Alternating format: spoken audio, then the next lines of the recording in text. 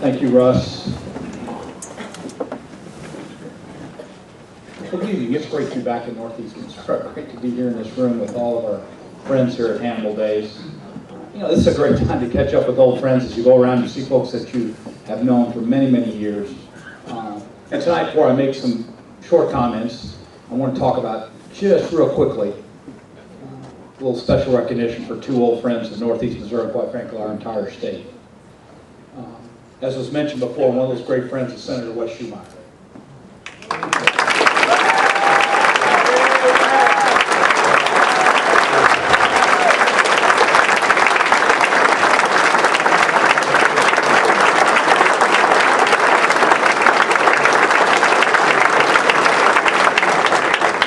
You know, 2010 was a tough fall, but as we were moving in that difficult election time, Wes just kept calling me and kept pushing on this project that he just had to have done for Northeast Missouri.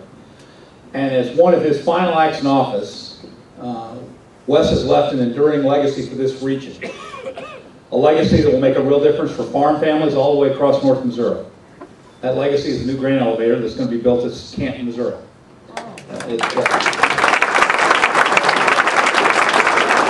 It'll be cheaper, more efficient, and it'll be on our side of the river. Be safer.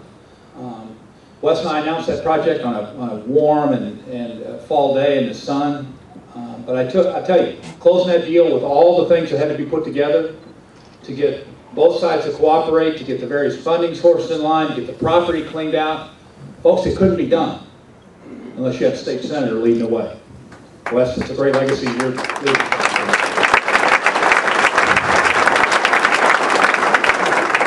Second old friend I'd like to recognize just for a second. I get to appoint a fair number of judges in my line of work, but none that I've been able to appoint so far have I felt gave me quite the feeling that I knew it was a meld of the values of the person to the district and person who was going to be resolute, honest, hardworking, intelligent, and carry out the law as well as anybody as our friend Rachel Bringer. Congratulations.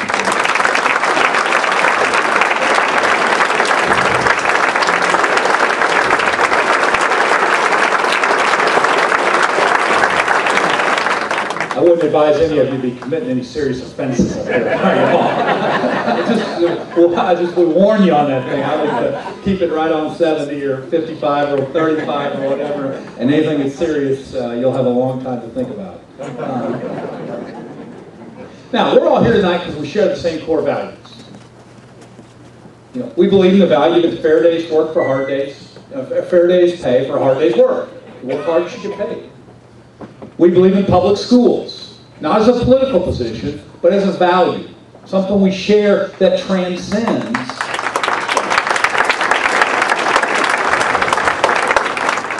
and we also are honored by those people who take public education as a calling, as a career.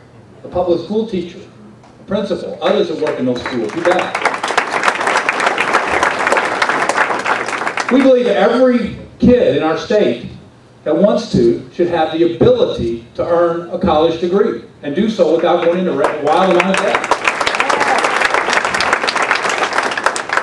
We believe in fiscal responsibility and that public officials should manage resources correctly and efficiently.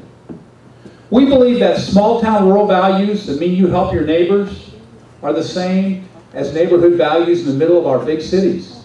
You know, that there isn't a difference about caring for people, about taking a casserole down to somebody's house when they lose somebody, about helping somebody when they need a little bit of help. That transcends all the way across the various sections. And we believe that Made in America should be the gold standard. You know?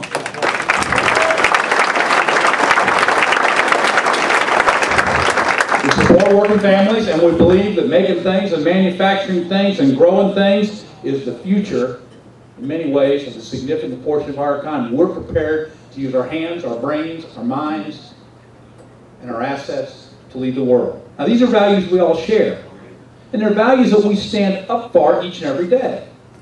They're the values that bring people of Missouri together to move our state forward. But I'll tell you, in my line of work, you turn on TV and what do you see? Quite frankly, partisanship and power run amok in state capitals, quite frankly, not far from here. Governors yelling, Governors pointing their fingers at teachers and lecturing them. My golly, I'd do that. They'd sit me down and put me in a corner. Shit, you know, but you see these guys shifting blame, pointing fingers, ideological attacks against working Americans, people that are showing up early, working their shifts, delivering goods on time, and they want to attack them? Folks, it's just not the way we do it here in the Show Me State. Here in Missouri, we do things differently than that. And you know what? It works. Okay? Here in Missouri, we believe that bringing people together will always yield a better response than going it alone. We believe that common sense must trump ideology. We believe we have a responsibility to actually get things done, to actually do things with the power and the honor we've been given. It's not just fighting each other disrespectfully and endlessly. Here in Missouri, we are doing things differently.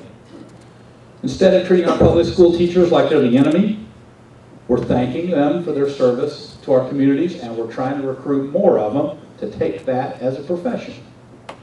You probably are. Instead of demonizing those who work, we take pride in the work we do. When a friend and neighbor is out of a job, we pull together. We share. And we fight for jobs every day in this state. Now that's been the #1 focus for me as your governor. Fighting each and every day for every job and every career we can find for the Show Me State. Whether it's in our Show Me Heroes program, which has got now 1,200 employers hiring veterans across the Show Me State. Whether it's our Training for Tomorrow program, which has put dollars into our community colleges to make sure that we can hook people up for training for the jobs of tomorrow.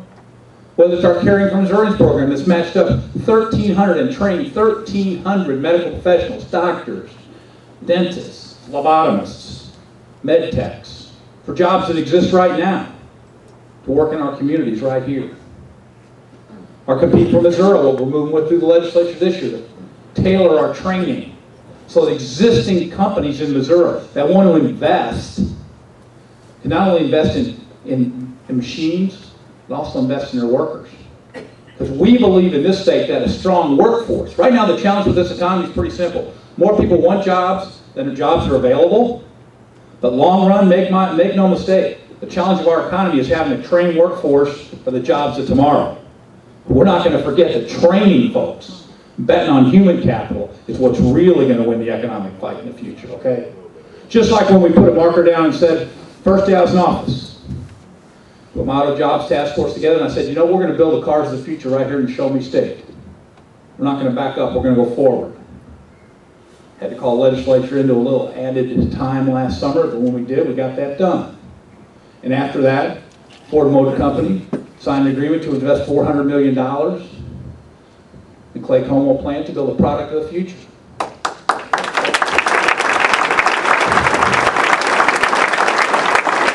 I want to tell you, there's 40 factories across Missouri, 40 suppliers that feed that one line, from Mexico to Kennett, Dexter, Columbia, all across the state. We're going to build those vehicles right here in the Show Me State. As I said in my State of the State, we're going to make Made in America the gold standard. Whether it's F-15 or F-150, Made in America is going to mean we build the best right here in Missouri. Okay.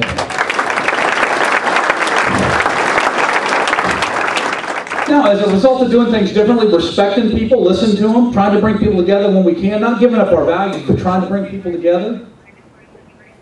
After 2 tough years, we're moving forward. We had a net job ad in 2010. Revenues are beginning to tick up. Veterans are getting hired. We set an all-time record with the most kids going to college in Missouri last year ever. We're up thousands, and we're helping them to make it a 2-year tuition freeze to make sure we work to make sure that that school is competitive. And you know what else we're doing a little differently here in the state of Missouri? We're balancing budgets without raising taxes. Now,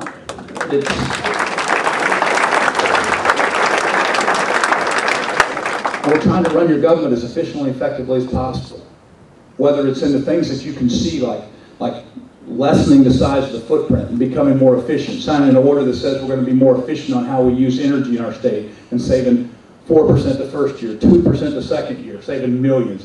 Whether it's consolidated highway patrol and the water patrol so that saving $3 million is one thing, but more important than that, we didn't have to get rid of a single badge, not a single person.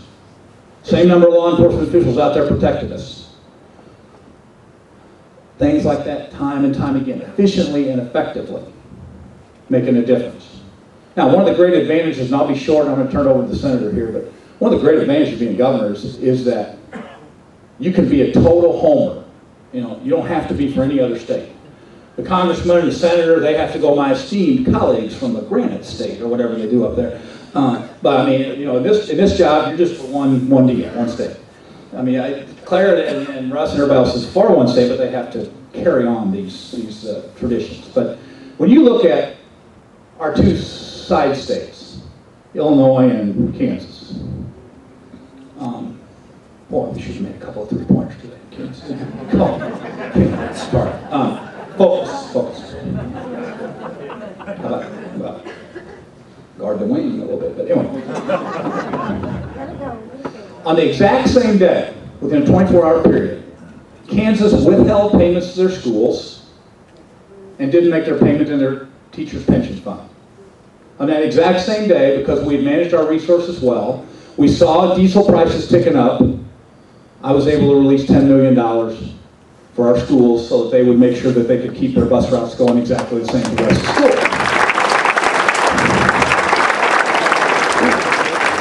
I mean, that's what happens when these legislators help me make decisions. You know, understand how much we've got coming in, what we got coming out, and using what we've got smart. And on the Illinois, my golly, they're raising taxes to pay their bonds that they borrowed to pay their bills from before. But the bottom line is that we are different here in Missouri. We share values, we have fiscal discipline, and we understand the real art of public service is not figuring out how you can disagree, but figuring out how you can bring people together. Where there are points where you can bring people together and actually move public policy forward. Okay? That is the art of what we do. And you know, we've done it. Whether it's the thousands of families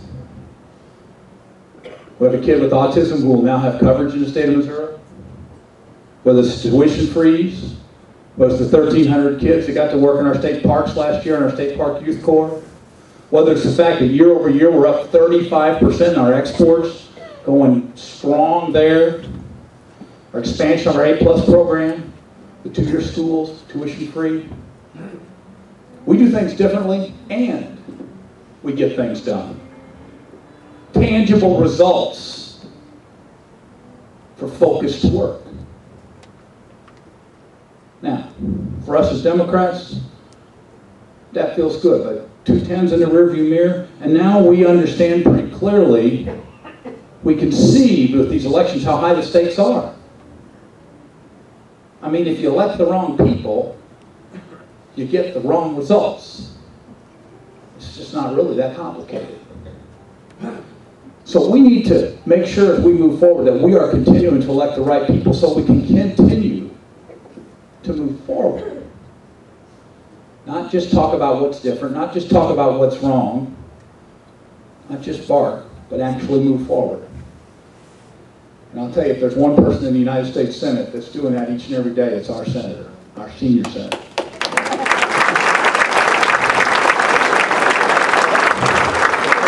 Clarence Castle's always done things in Missouri way. Stood up for her principles, never given her values up, squeezed every nickel together she possibly could, made sure that she understood the dollars. When it comes to fiscal discipline, she has walked the walk her entire career, not just as a United States Senator, not just as an auditor, not just as a prosecutor, also as a state representative. Her principles have never shifted. Her deep understanding of the values of our state have never wavered. She is an independent voice for us in Missouri. You can almost sometimes feel your state when you see her talk. You can sense that. Get a little bit of Houston, Missouri out of her every once in a while. But I tell you, couldn't be prouder of the senior senator from the Show Me State. And I wish that you'd give her the welcome she deserves, our great friend, Clarence.